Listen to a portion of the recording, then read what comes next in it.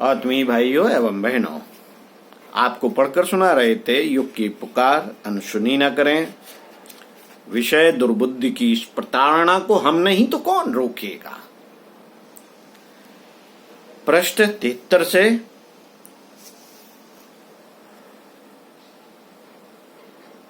पढ़कर सुनाते हैं पंडित श्री राम शर्मा आचार्य जी के विचारों को अपनी आवाज में। सुनिए ध्यान से। मित्रों, अगले दिन और भी भयानक आ रहे हैं। बुद्धि का सन्मार्ग गामी होना, जहां सुख, संपत्ति और प्रगति की संभावनाएं बढ़ा सकता है, उसका कुमार्ग गामी होना विपत्तियों के घटाटोप भी प्रस्तुत कर सकता है।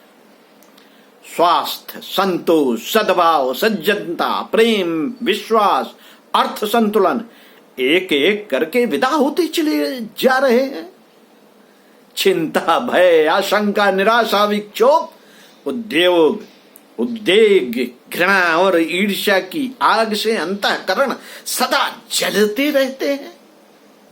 तनाव और अशांति हर घड़ी चित्त को बेचैन किए रहती है। मित्र कहीं दिखते नहीं, चारों ओर शत्रु ही घिरे लगते हैं। न कामनाएं पूरी होती हैं, न तृष्णाएं, न वासनाएं। हर घड़ी संतोष और खीज के कारण जीवन जलता हुआ दिखता है। रह रह कर आत्महत्या के विचार उठते हैं।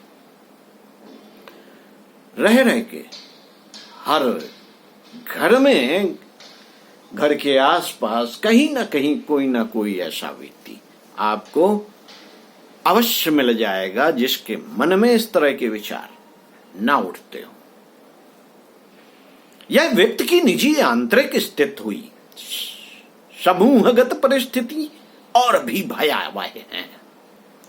महंगाई, बेकारी, चोरी, ठगी, बीमारी, जालसाजी की प्रबलता जीवन दुर्लभ किए दे रही है। कहीं सहानुभूति नहीं, कहीं सहयोग नहीं। जिधर जाइए उधर ही शोषण का जाल बिछा मिलता है। बाजार जाइए, नकली, मिलावटी, बेकार चीजें कम मोल में, कम नाप में, अधिक मूल्य देकर खरीद लाइए और घर आकर रोइए, पछताइए।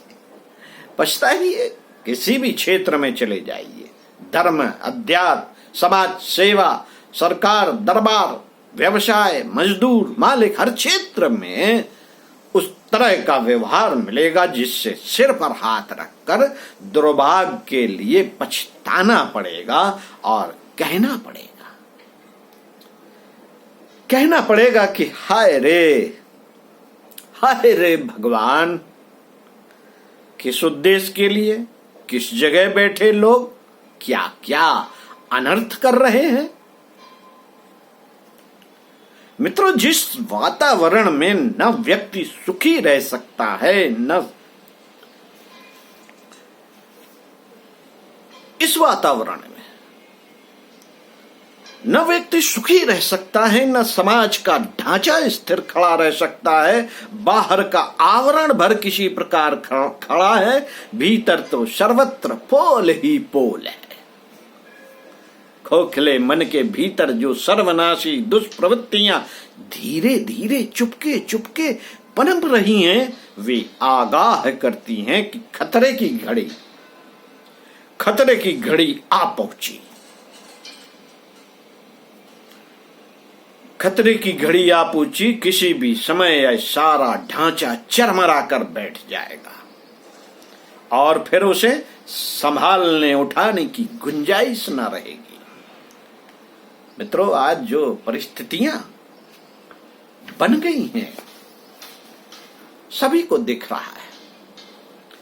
आज जो परिस्थितियां बन गई हैं उनसे कोई संतुष्ट नहीं। तनातनी, क्षोभ और असंतोष की प्रवृत्ति व्यक्ति से लेकर अंतरराष्ट्रीय कूटनीति तक अपनी चरम सीमा पर पहुंचती जा रही है। विक्षोभ मानो फूट ही पड़ता है।